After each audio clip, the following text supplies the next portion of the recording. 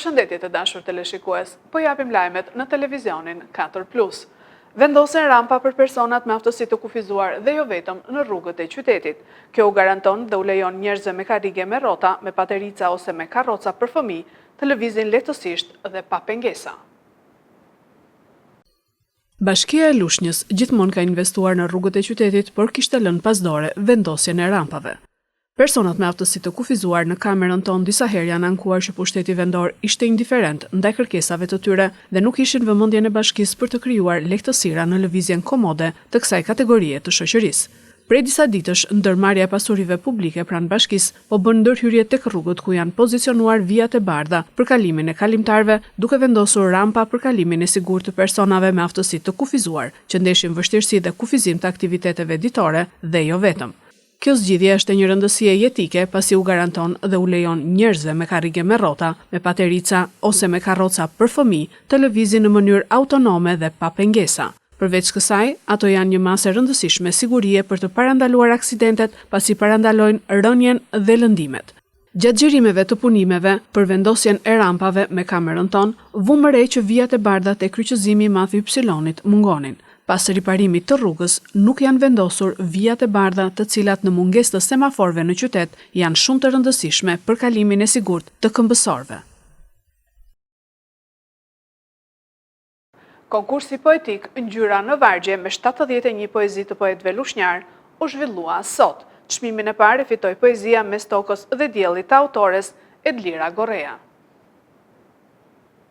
Konkursi poetik Ngjyra në vargje me poezi të poetëve të rinj dhe të vjetër lushnjar u zhvillua për herë të parë sot në ambientet e bibliotekës së qytetit, nga lidhja e shkrimtarëve dhe artistëve lushnjar me mbështetjen e bashkisë. 71 poezi konkuruan në këtë konkurs serioz letrar të poezisë. 3 çmime inkurajuese për poetët e rinj dhe 3 çmime të para u përzgjodhen nga juria profesionale me kryetar Agim Vincën dhe antar Bujar Xhaferi e Agim Bajrami. Çmimin e parë e fitoi poezia Mes tokës dhe diellit të autores Edlira Gorrea. Ndryshe nga herë të tjera, nuk preferova të sjell veten time. Doja të sillja secilin nga ju. Secili nga ju me ato fitoret e vogla dhe me ato dështimet e mëdha. Secili nga ju në përpjekje që bëni dita ditës.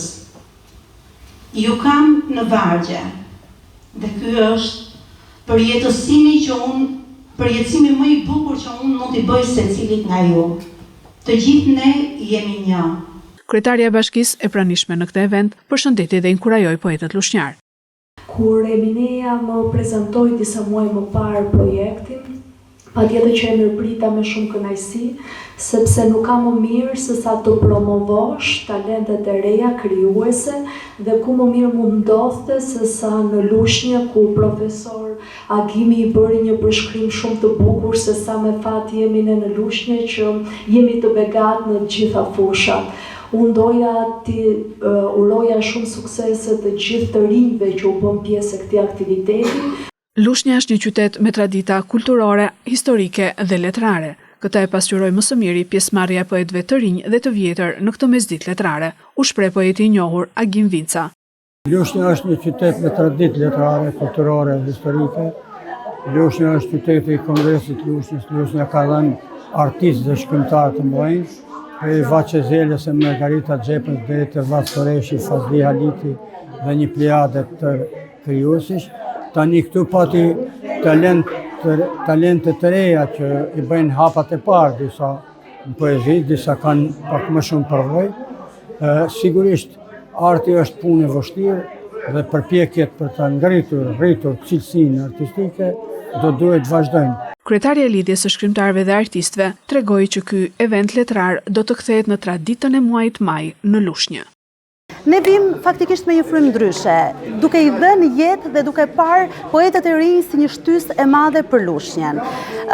Vargu poetik dhe tradita poetike është e vështirë të ruhet në ditët e sotme, pasi pjesa e mekanizmit, pjesa e vargut, të cilët shumë të rinj mund edhe mos ta zotrojnë mirë, ne shohim në Lushnjë diçka tjetër. Zotrimi i vargut tek të rinj. Gjithmonë themi që rinia e sotme po shkon drejt një digitalizimi të frikshëm dhe po shkon drejt një bjerrje tek pjesa e leximit. Lushnja vjen ndryshe. Lushnja vjen me ngrohtësinë e vargut, vjen me ngrohtësinë tematike.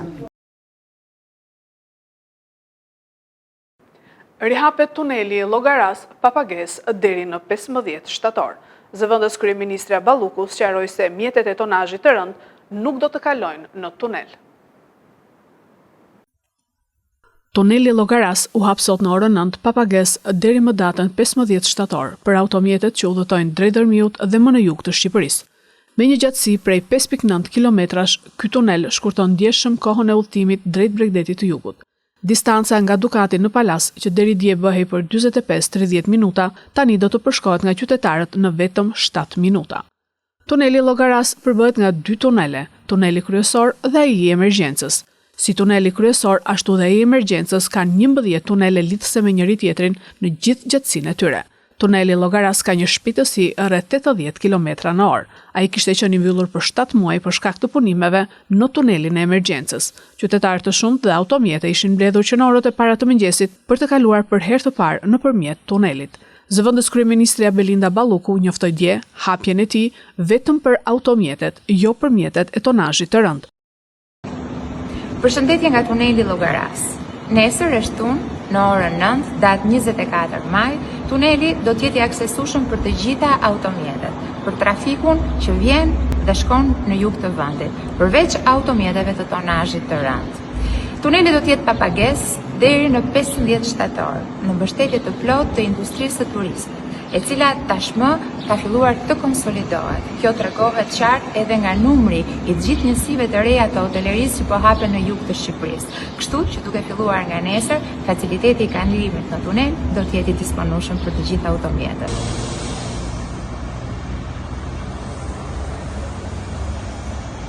Policia e Fierit ka arrestuar 28 vjeçarin për 4 vjedhje në subjekte tregtare të kryera brenda një nate në Fier. 28 vjeçari është me precedent kriminal në fushën e vjedhjes, si dhe i dënuar më parë për veprimtari të palishme në fushën e narkotikëve.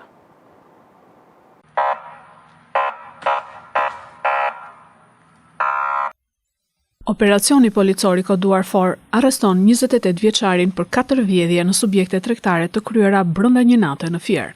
28 vjeçari është me precedent kriminal në fushën e vjedhjes, si dhe dënuar më parë për veprimtari të palishme në fushën e narkotikëve. Shërbimet e Komisariatit të Policisë Fier në vijim të punës për goditjen e veprimtarisë kriminale të vjedhjes së pronës dhe pasurisë, bazuar dhe në kallëzimet e disa qytetarëve për vjedhje në subjektet e tyre tregtare gjatë natës së datës 19/5/2025, kanë organizuar punën për zbardhjen e tyre, identifikimin dhe kapjen e autorëve.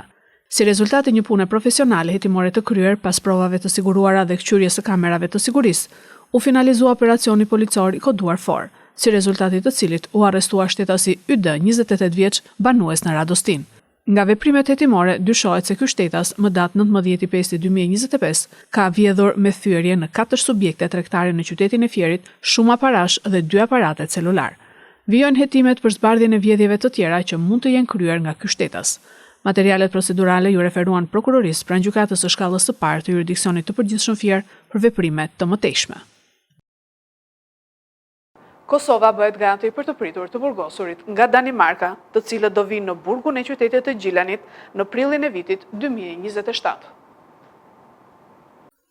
Kosova do të presë të burgosur nga Danimarka pas 2 vitesh. Drejtori i përgjithshëm i shërbimit korrektues të Kosovës, Ismail Dibrani, thot për Radion Evropa e Lirë se ata pritet të vendosen në burgun e qytetit të Gjilanit në prillin e vitit 2027.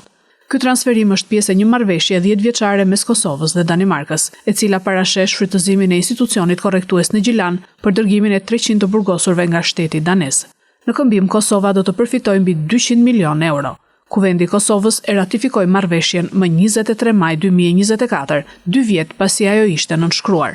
Premtimet e palës daneze janë që deri në fund të qershorit të dërgojnë në Kosovë kërkesat përfundimtare dhe më pas do të hapet tenderi gjatë muajit korrik. Tenderi pritet të përfshijë rinovimin e qelive ekzistuese dhe punëtorëve, krijimin e hapësirave të reja për vizitor, si dhe trajnimin e stafit për të përmbushur standardet evropiane. Muajin e ardhshëm, 20 oficer korrektues kosovar do të udhtojnë drejt Danimarkës për të ndjekur trajnimin bazik dhe punë praktike në institucionet daneze. Sipas marrëveshjes, personat që do të transferohen nuk do të jenë shtetas të Danimarkës. Danimarka është zotuar se nuk do të sjellë të burgosur me rrezikshmëri të lartë. Ata nuk do të jenë të dënuar për krime lufte ose terrorizëm apo persona me çrregullime të rëndë mendore.